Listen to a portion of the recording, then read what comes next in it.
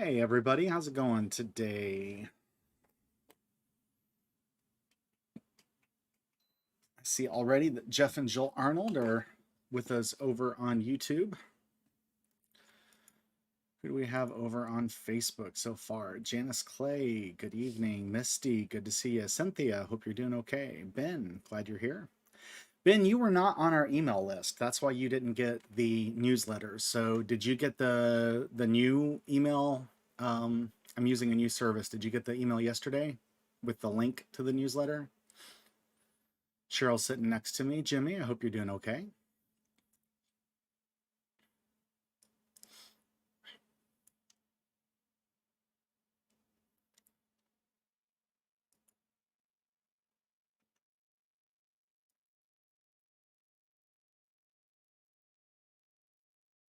What's going on with everybody else tonight? Anything big?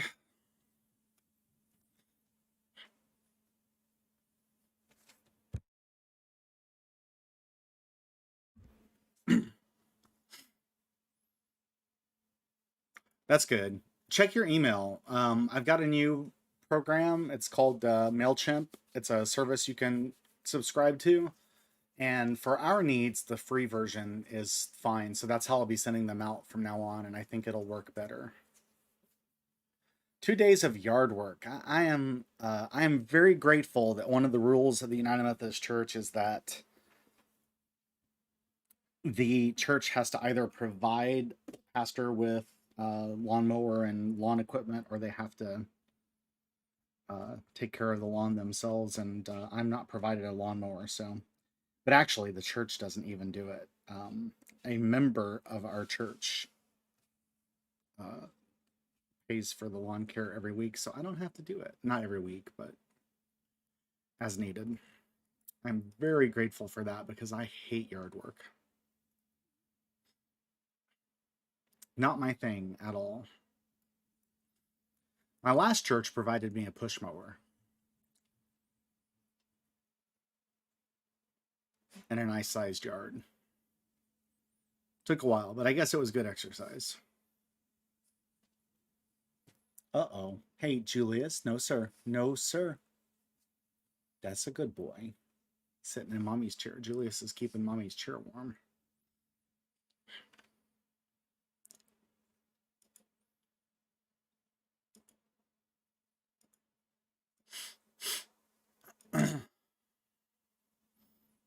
Oh my goodness. Allergies. Allergies. Allergies. I'm so tired of allergies. I've been able to breathe out of my left nostril for like 3 weeks. Looking for some Allegra. Generic Allegra, even.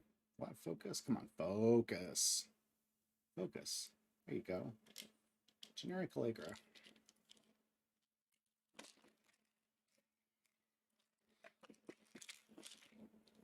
Julius is a good boy. He's your good boy.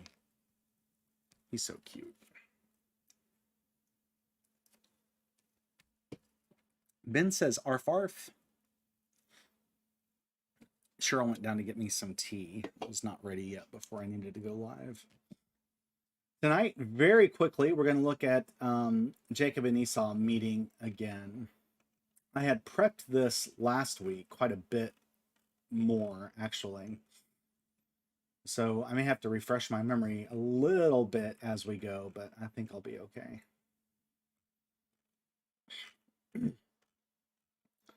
Yeah, I got caught up in the story. I told you I'm always 1 week ahead, but I got caught up in the story. It got really exciting, and I read a lot.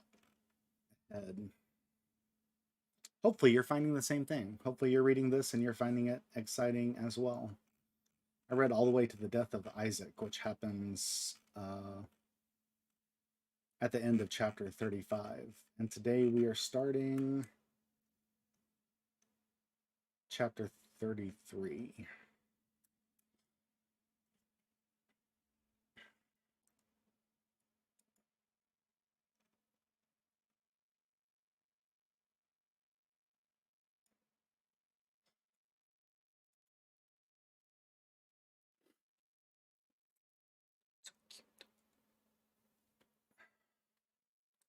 Wait just a couple more minutes. Mostly because hardly anybody's here. At least according to the count. It looks like it's just Cynthia, Ben, Janice, Jimmy, Cheryl, Cynthia, and Misty. And Jeff and Jill over on YouTube. That's not the usual crowd. Where's the usual crowd?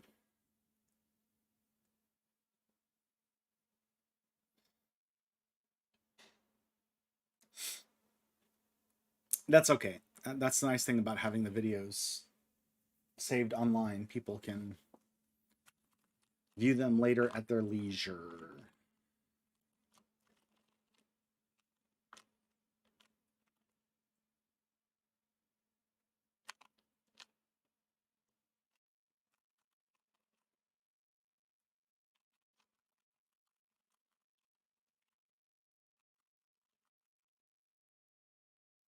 Janice says, hi, YouTubers. And I'm just waiting for Cheryl to get back up, and then we will start. Not really waiting on her per se as much as I am waiting for anyone else who might want to pop in.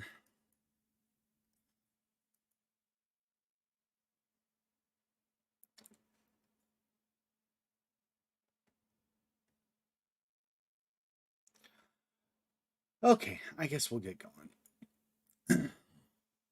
So Genesis 33. So what's happened in the past, if you will remember last week where we ended up, is, let me move things around just a little bit on my screen so I can kind of be more camera facing as much as possible. Is that Jacob decided it was time to go home, but his biggest fear of going home is that Esau is going to kill him, because when he left, Esau wanted to kill him. Keep in mind, it's been 20 years. And then we had Jacob wrestling with God. And we have this plan that Jacob's made where he's sending just legions of animals as gifts for Esau, trying to overwhelm him with wave after wave after wave of gifts, so that by the time he sees Jacob, he might look upon Jacob favorably. So that's what's going on right now.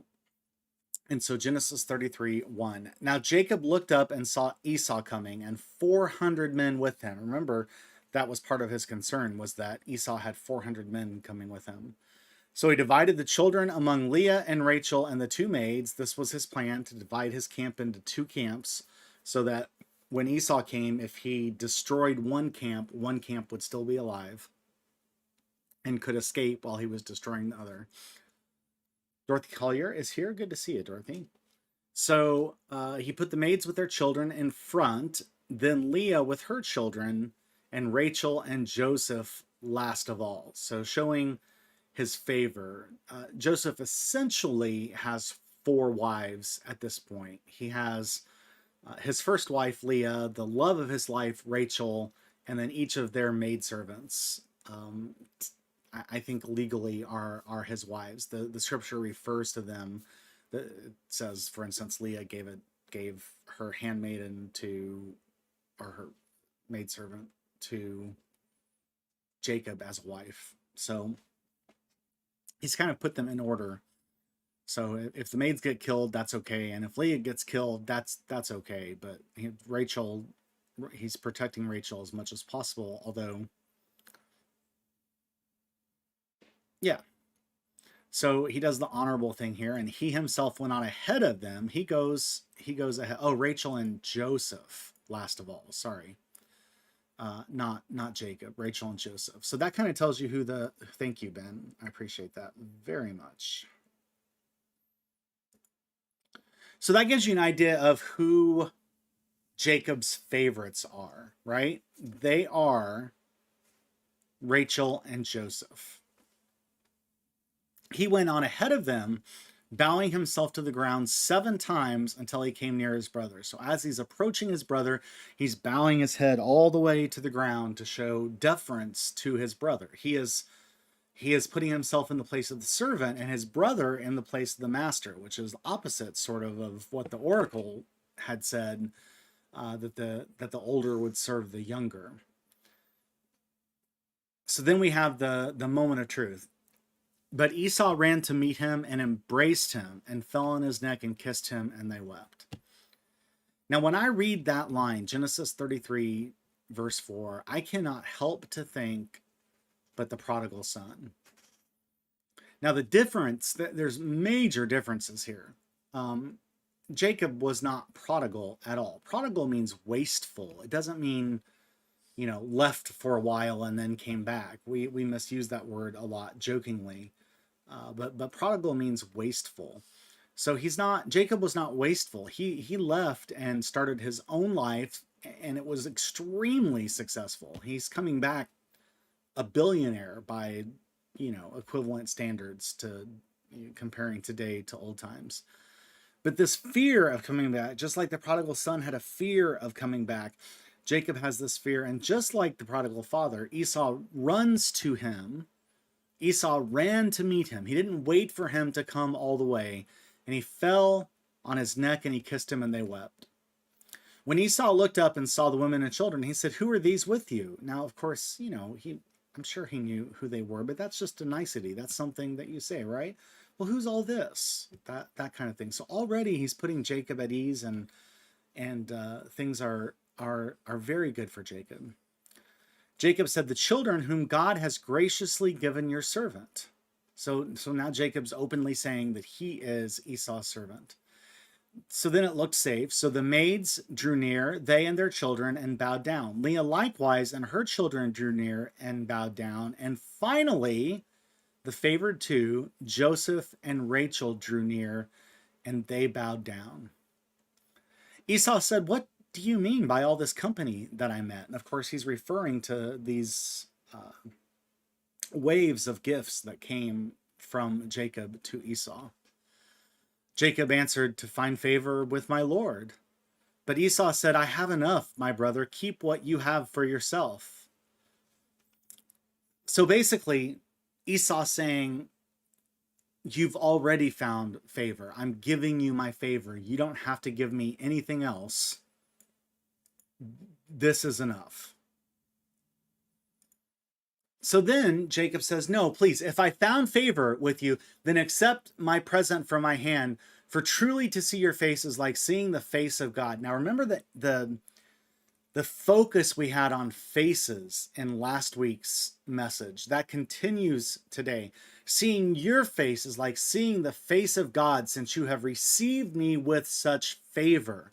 Which is the parallel with the prodigal son is here again. The father running out to embrace the son embodies and represents God. And for Jacob, Esau has embodied and represented God by running out to meet him. And now Jacob is doing something sort of this is the redemption of the gift, really. The gift originally was to save his life, give whatever it was to save his life. Now the gift is real. Now the gift is, okay, if I found favor with you, then go ahead and take it all anyway, because I'm just amazed to see you, that you've received me, and I want you to have them genuinely. Sue from St. Jomo, it is good to see you as well. Please accept my gift that is brought to you, because God has dealt graciously with me, and because I have everything I want. So he urged Esau, and Esau took it. Then Esau said, "Let us journey on our way, and I'll go alongside you." So Esau is ready to welcome Jacob back home, and they're gonna, the result of that will be that these two families will intertwine. They will become one large family. This was not what the oracle said. The oracle said to Rachel, to Rebecca, "There are within you two nations." And so that is not to be. So Jacob says to Esau, and again, there's this little bit of this sort of deference that sort of embodies the way that Abraham spoke and the way in some places that Sarah spoke. How many times did Sarah say, I'm but a woman and I know nothing of these matters, but why don't you do this?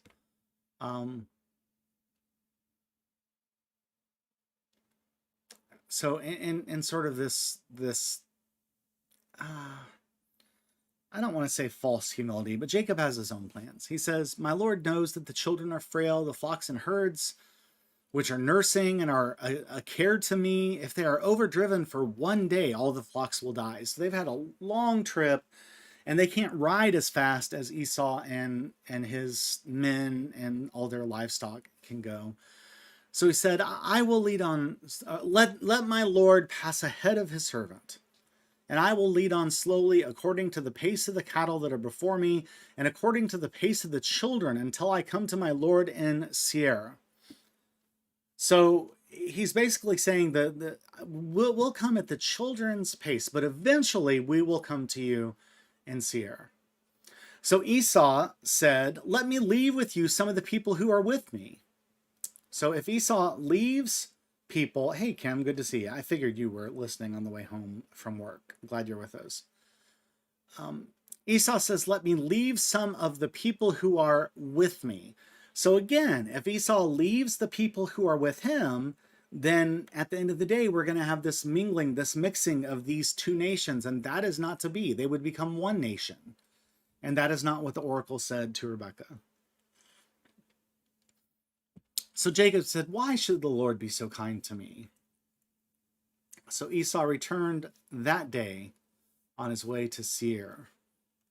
But Jacob journeyed to Succoth, which means booths, according to my notes, and built himself a house and made booths for his cattle. Therefore, the place is called Succoth. So Jacob really makes no attempt whatsoever to reunite with Esau. But what they've done is come to a peaceful resolution where Jacob knows that he is going to be safe. Jacob came safely to the city of Shechem, which is in the land of Canaan, on his way from Padan Aram, and he camped before the cities. And from the sons of Hamor, Shechem's father, he bought for 100 pieces of money. So some we don't know, but some kind of money. There is a word in Hebrew, but evidently by the time that this was written down and translated, they didn't know what that unit of money was. So for 100 pieces of money, the plot of land on which he pitched his tent. There he erected an altar and called it El Elo Israel, which means the God of Israel. So that's what happened. That's how Jacob came to be back home, and that's how there's this peace, albeit perhaps a little tentative, between Jacob and Esau, or more specifically, between Jacob's people and Esau's people. The next section, chapter 34, the head subtitle is the rape of Dinah. So remember, when we talked about the children of Jacob, there were 11 boys, and then there was the girl, Dinah. Now, there were probably other girls, but the other girls are on the periphery. They're not part of the story. Dinah's part of the story, so she gets named, and she is one of Leah's daughters. Now, Dinah, the daughter of Leah, whom she had borne to Jacob, went out to visit the women of the region. When Shechem, son of Hamor the Hivite, prince of the region, saw her, he seized her and lay with her by force. And his soul was drawn to Dinah, daughter of Jacob. He loved the girl and spoke tenderly to her. So he rapes her, and in the course of that, he falls in love with her, and afterward he speaks tenderly to her. So Shechem spoke to his father Hamor, saying, Get me this girl to be my wife, as one does. I hate this next part. I mean, I hate that part. I don't like this next part either. Now Jacob heard that Shechem had defiled his daughter Dinah, but his sons were with his cattle in the field, so Jacob held his peace until they came. And Hamor, the father of Shechem, went out to Jacob to speak with him, just as the sons of Jacob came in from the field. When they heard of it, the men were indignant and very angry because he had committed an outrage in Israel by lying with Jacob's daughter, for such a thing ought not to be done. Right. Raping women should not be done. That's biblical, in case you had any confusion about that. But Hamor spoke with them, saying, the heart of my son Shechem longs for your daughter. Please give her to him in marriage. Make marriages with us. Give us your daughters to us, and take our daughters for yourselves. You shall live with us, and the lands will be open to you. Live and trade in it, and get property in it. So again, what happens if this happens? What happens is the two nations that the oracle said would be created become one nation. So this cannot be. Shechem also said to her father and to her brothers, let me find favor with you, and whatever you say to me I will give. Put the marriage present and gift as high as you like, and I will give whatever you ask of me. Only give me the girl to be my wife. So he says, just give me whatever you can. I'm so in love with this girl that I raped that, if you just you name your price and you can have it. Just give her to me so that I can, rape her over and over and over. The sons of Jacob answered Shechem and his father Hamor deceitfully. Now imagine the sons of Jacob, who was the son of Isaac, who was the son of Abraham. Can you fathom that they would be deceitful? It's inconceivable, right? No, of course not. That's in their DNA. But this time, they've got some rage that they want to work out. So they answer Hamor deceitfully because he had defiled their sister Dinah. Don't mess with a girl who's got 11 brothers. That should be obvious. They said to him, we cannot do this thing, to give our sister to one who is uncircumcised, for that would be a disgrace to us. Only on this condition will we consent to you, that you will become as we are, and every male among you be circumcised. Then we will give our daughters to you, and we will take your daughters for ourselves, and we will live them. Excuse me. Oh, I hope these hiccups don't last. We will live among you and become one people. Again, this cannot be. They cannot be one people. They have to be two nations, just as the oracle said. But if you will not listen to us and be circumcised, then we'll take our daughter and be gone. So you've named your price. Our price is simply that you just be circumcised like we are. We all did it. You can do it. Just do that, and we'll give her to you. Yeah, that'll be fine. Their words pleased Hamor and Hamor's son Shechem. And the young man didn't delay to do the thing because he was delighted with Jacob's daughter. Now he was the most honored of all his family. So Hamor and his son Shechem came to the gate of their city and spoke to the men of their city, saying, these people are friendly with us. Let them live in the land and trade in it, for the land is large enough for them. This differs, right, from the story of Abraham and Aaron, who decided at one point, not Aaron, Abraham and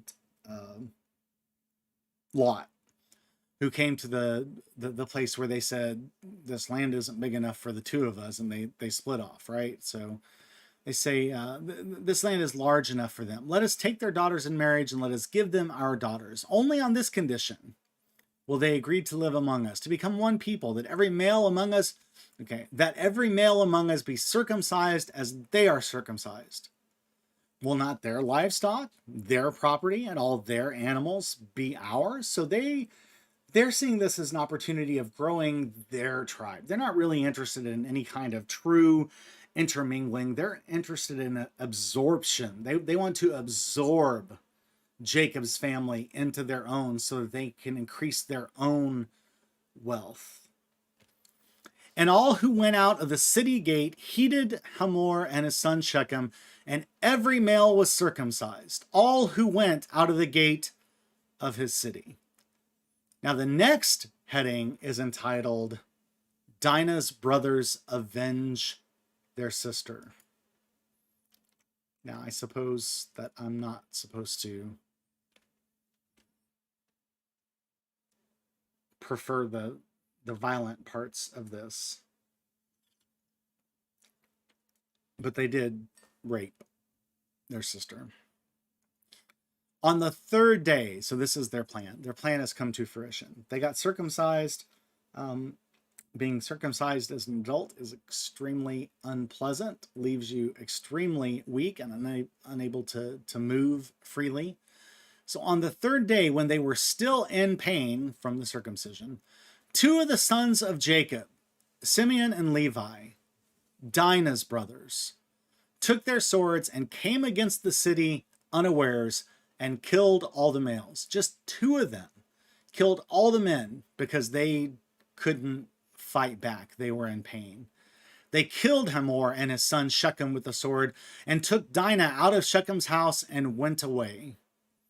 And the other sons of Jacob came upon the slain and plundered the city because their sister had been defiled. So now they've killed all the men, and now they've taken everything for them, and it's Jacob's nation that is going to grow to be the bigger. They took their flocks and their herd, their donkeys, and whatever was in the city and the field. All their wealth, all their little ones and their wives, all that was in their houses, they captured and made their prey. So maybe they went a little overboard. Then Jacob said to Simeon and Levi, "You have brought trouble on me by making me odious," what a word, "to the inhabitants of the land, the Canaanites and the Perizzites. My number are few, and if they gather themselves against me and attack me, I shall be destroyed, both I and my household." But they said, "Should our sister be treated like a whore?" Pretty significant translation here. So Jacob's less worried about his daughter and more worried about keeping the peace. But Dinah's brothers can't handle what's happened, and they exact their vengeance on the men who are related to Hamor and his son Shechem. So Jacob returns to Bethel. Chapter 35. God said to Jacob, "Arise, go to Bethel, settle there. Make an altar there to the God who appeared to you when you fled from your brother Esau." So Jacob said to his household and to all who are with him, "Put away the foreign gods that are among you and purify yourselves and change your clothes, then come. Let us go to Bethel, that I may make an altar there to the God who answered me in the day of my distress and has been with me wherever I have gone." So they gave to Jacob all the foreign gods that they had. These would be idols. And the rings that were in their ears. And Jacob hid them under the oak that was near Shechem. As they journeyed, a terror from God fell upon the cities all around them, so that no one pursued them. Jacob came to Luz, that is Bethel, which is in the land of Canaan. Which I think is kind of interesting, because the fear that Rebekah had was that Jacob was going to find a Canaanite wife. Of course, Jacob's got 4 wives now. I'm sure he's got more than he can handle. But he finds himself back in the land of Canaan, he and all the people who were with him. And there he built the altar called El Bethel, which means God of Bethel. I actually should have been able to translate that, because it was there that God had revealed himself to him when he fled from his brother. And Deborah, Rebekah's nurse, died, and she was buried under an oak below Bethel. And so it was called Elon Bakuth, which means the oak of weeping. Again, we have some of these etiologies, these sort of geographic etiologies scattered throughout this story. God appeared to Jacob again when he came from Padan Aram and blessed him. He said, "Your name is Jacob. No longer shall you be called Jacob, but Israel shall be your name." So this has already happened. This is either recapitulation, or this is, as we've talked before, there's multiple authors in the book of Genesis. It's possible at this point that we're reading the words of a different author. But remember when Jacob wrestled with God, God said to him, "What is your name?" And he said, "Jacob." And the man said, "You shall no longer be called Jacob, but Israel, for you have striven with God and humans and have prevailed." So again, here we have either recapitulation, just telling the story. Well, I guess either way we have recapitulation, but probably by a different author. Okay. God appeared to Jacob again when he came to Padan Aram, and he blessed him. God said to him, "Your name is Jacob. No longer shall you be called Jacob, but Israel shall be your name." So he was called Israel. But for the rest of this book, those names will be used interchangeably. God said to him, "I am God Almighty. Be fruitful and multiply." That was the original command, right? "A nation and a company of nations shall come from you, and kings shall spring from you. The land that I gave to Abraham and Isaac, I will give to you, and I will give the land to your offspring after you."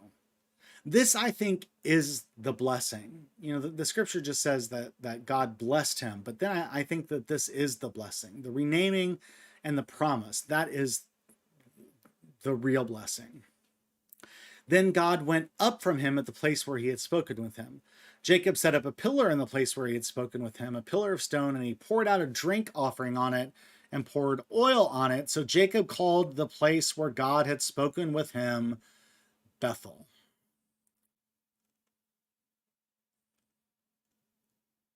Then they journeyed from Bethel. So they're still on the journey, right? "And when they were still some distance from Ephrath, Rachel was in childbirth, and she had hard labor.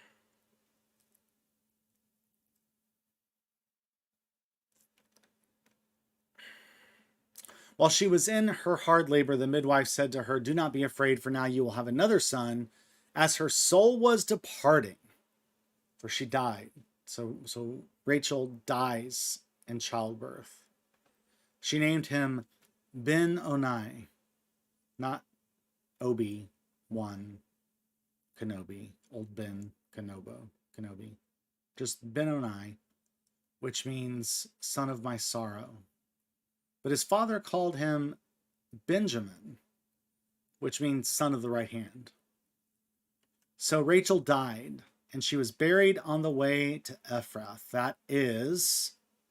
Ephrath is Bethlehem, the house of bread. "And Jacob set up a pillar at her grave. It is the pillar of Rachel's tomb, which is there to this day." Israel journeyed on. And I love this new name when it gets used, because it really drives home that singular fact that I told you from the beginning. Jacob is Israel. Israel journeyed on and pitched his tent beyond the Tower of Eder. While Israel lived in that land, Reuben went and lay with Bilhah, his father's concubine, and Israel heard of it. It's a really weird verse thrown in the midst of this. Now the sons of Jacob were 12. This is important. This is Genesis 5:22, and it's the second part of 22, and the delineation of the name of the sons is in 23. The sons of Leah: Reuben, who's Jacob's firstborn; Simeon, Levi, Judah, Issachar, and Zebulun. So Leah herself gives him 6 sons. The sons of Rachel: Joseph and Benjamin. Now, we probably forgot who Rachel had given birth to. But Joseph and Benjamin, remember, Joseph is the favored at the time when Jacob comes back. He keeps oh boy, there's so many names. He keeps Rachel and Joseph at the very last so that if Esau attacks, they can escape. He loves them more than the others. He's more protective of them. But now Rachel has another son and dies during that childbirth, and that son is Benjamin. So Rachel only gives Jacob 2 sons, but they are, by all rights of what we can understand, his favored. Joseph by the fact that he protected him, and Benjamin by the fact that he kind of renames him son of sorrow to son of my right hand. The sons of Bilhah and Rachel's maid, Dan and Naphtali. So that's Bilhah that Jacob was with. The sons of Bilhah, Rachel's maid, Dan and Naphtali. And the sons of Zilpah, who was Leah's maid, Gad and Asher. Okay, so again, Leah gives him 6 sons. Both of the maids gives him 2 sons apiece. And his favored, Rebekah, gives him 2 sons, Joseph and Benjamin. And so those are the 12 sons of Jacob, and they will become the 12 tribes of Israel, because they are indeed the sons of Israel, right? Because Jacob is Israel. Jacob came to his father Isaac at Mamre, or Kirath-Arabah, that is Hebron. He comes back to his father at Hebron, where Abram and Isaac had resided as aliens. Now the days of Isaac were 180 years. And again, I like this idea. I don't know if it's right, but I like this idea of taking the age of the people as they're recorded at this point in biblical history and dividing it by 2. That's not biblical. Nobody's ever told me that, but it puts them at ages that seem more natural for us to understand. So I think that's a good idea. And if he was 180, then that would be like 90 to us. And Isaac breathed his last.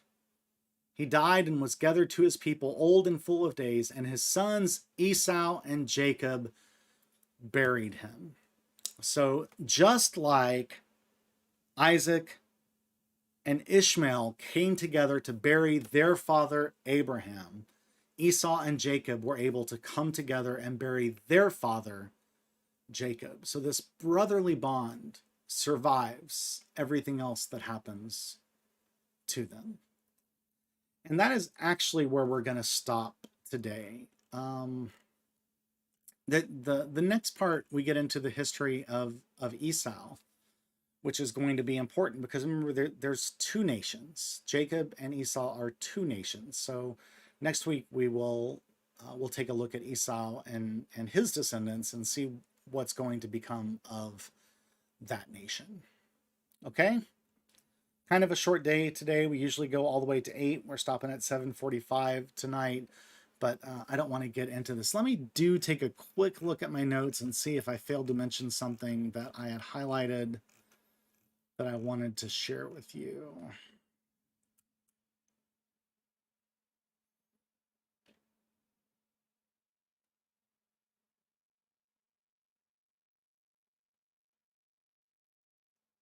Doesn't look like it. I think I've said everything that I wanted to point out to help prepare us for future lessons.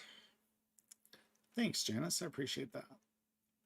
And if there is anything else that I didn't bring up that I should have when it comes to Esau, and we need to go back to that for context, I'll be sure to get that to you. So we will start next week with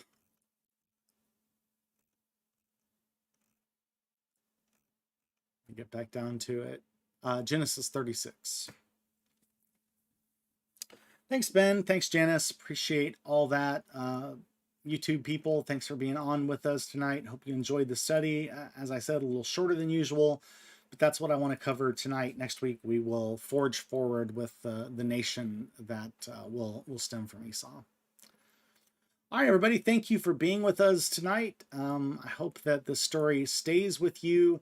I hope that you learn more than just what I'm teaching. I hope that this helps open up the scriptures to you, and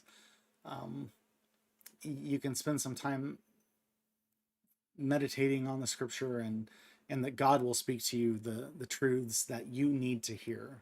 And I hope you're excited enough about this story that you open up your Bible and you start reading way ahead, because it's a really good story. It's not just a good story, it's our story. And that's why it's important that we attempt to understand it. All right, thanks for being here. God bless, Godspeed, and as always, thanks for watching.